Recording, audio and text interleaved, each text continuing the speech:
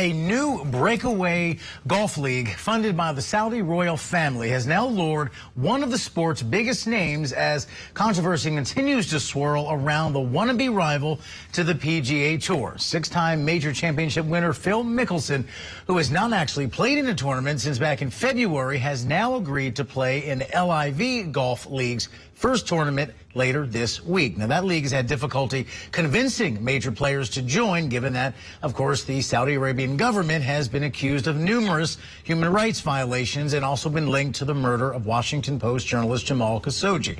Joining us with more on this is the reporter who broke the story about Mickelson's controversial jump is now Mark Cannizzaro, sports writer and columnist for the one and only New York Post. Mark, thanks for being with us. I also want to mention you're the author of 7 Days in Augusta, behind the scenes at the Masters. You know this game, you know this guy, so let's get into it. Give us the crux of the controversy here. Is it about the human rights record in Saudi Arabia, or is it about the PGA not wanting any competition? And certainly the Saudis have the money to make their golf league competitive. What's the real juice here?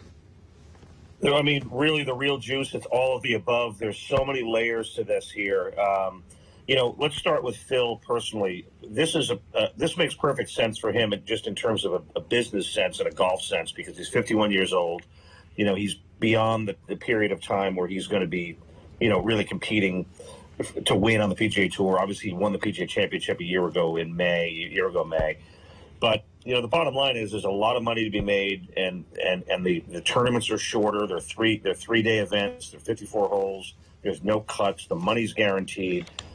So that's why you're seeing a lot of these players like Phil are over 40 or in and around 40 years old plus, and they're going for the money. I mean, let's not be naive about it.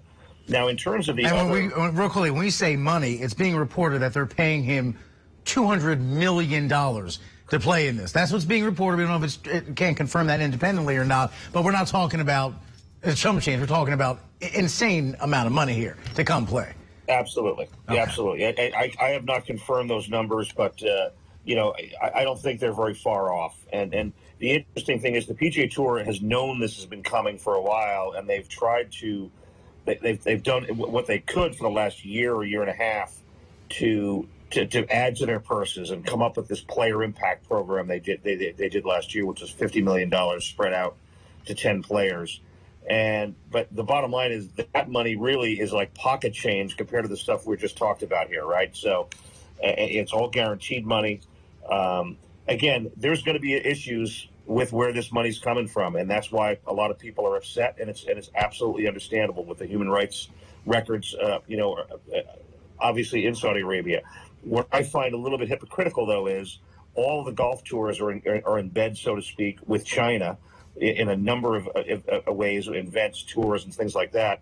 And, the human rights records in China are I don't believe are much different than they are in Saudi Arabia. So where do you draw the line? When does it become hypocritical?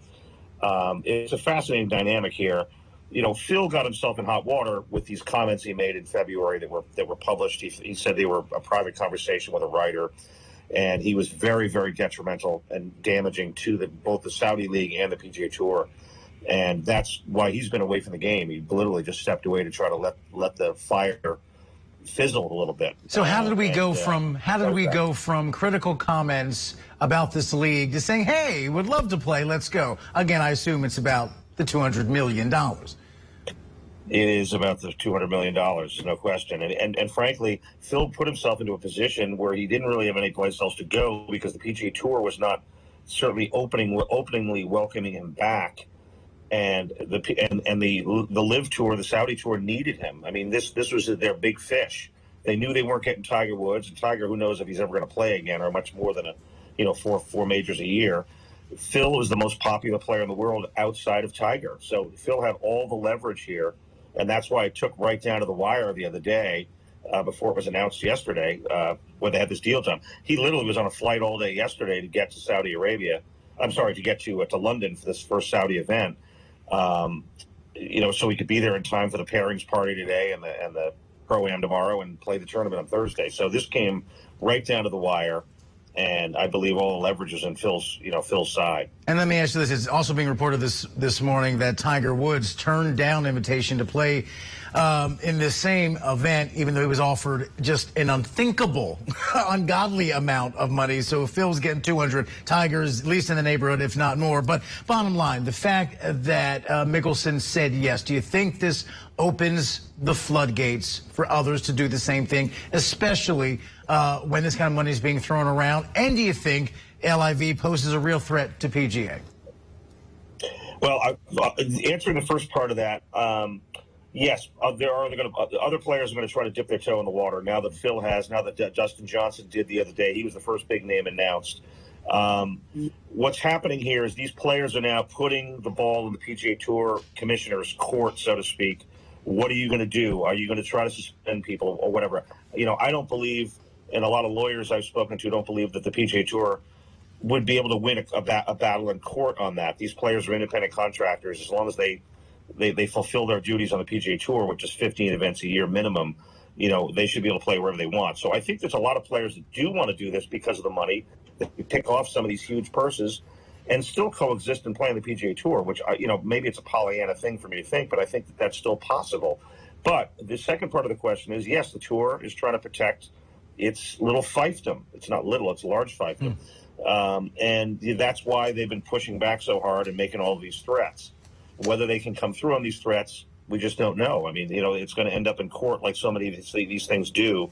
But I do suspect that as time goes on and these other players that aren't signed on yet realize and see the money that these guys that are signed on are making, they're going to want a little piece of the pie as well. Money is power, and powerful, that's for sure. Mark, thanks so much for giving us some time and some insight today. We appreciate it. Thank you.